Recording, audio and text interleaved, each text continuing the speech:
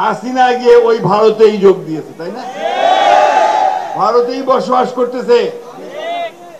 আমরা বারবার করে বলেছি, ভারতের কাছে অনুরোধ করেছি যে আপনারা এমন একজন খুনি কে জায়গা দেবেন না, গণহত্যা যে করেছে তাকে জায়গা দেবেন না, যে আমাদের বাংলাদেশের গণতন্ত্র ধ্বংস করেছে, মানুষকে খুন করেছে এবং অনেক গণহত্যার আসামি হয়েছে, তাই না?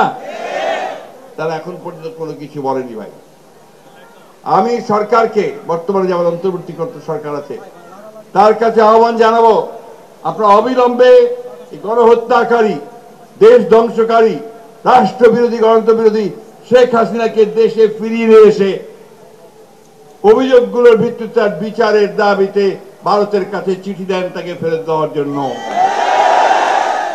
সর্বাধুনিক প্রযুক্তি ও সেরা মানের উপাদানে তৈরি আরএফএল চেয়ার, ক্ষমতার নয় সমতার চেয়ার। আমরা বারবার করে বলেছি, যেমন কাউকে আশ্রয় দেবেন না যারা বাংলাদেশের ক্ষতি করেছে।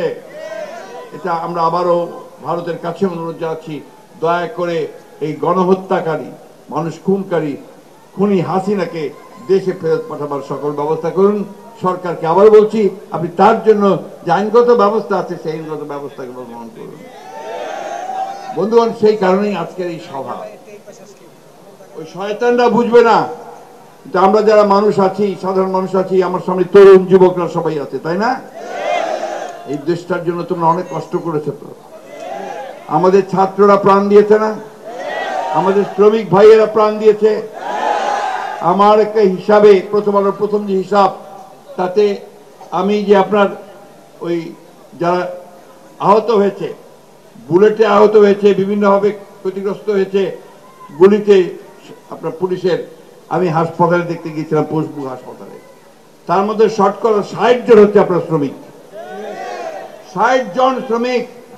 কেউ আপনার গার্মেন্টসের শ্রমিক, কেউ চায়ের দোকানে কাজ করে, কেউ আপনার আপনার এই আপনার লেদ মেশিনের যে ফ্যাক্টরি আছে সেখানে কাজ করে, পরিবহন শ্রমিক, এই সব মিলিয়ে আপনার এই শ্রমিকগুলো আছে। এই শ্রমিক ভাইদের অবদান কোনো অংশে কম নয়।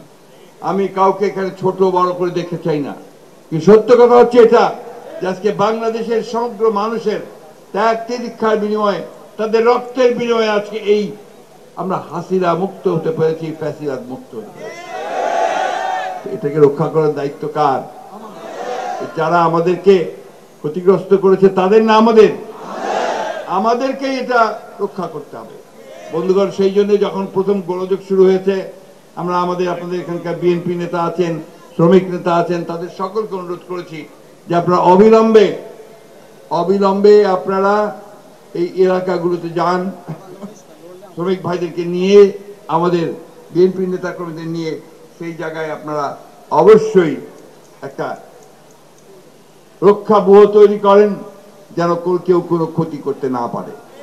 বন্ধুগণ, স্বাধীনতা অর্জন করা যেমন একটা বিরাট কাজ, তেমনি এটাকে রক্ষা করাও একটা বিরাট কাজ।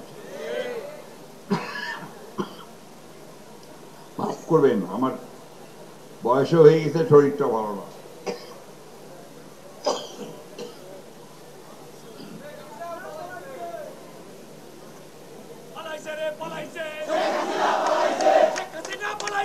আচ্ছা, ঠিক আছে, এখন থাকেন।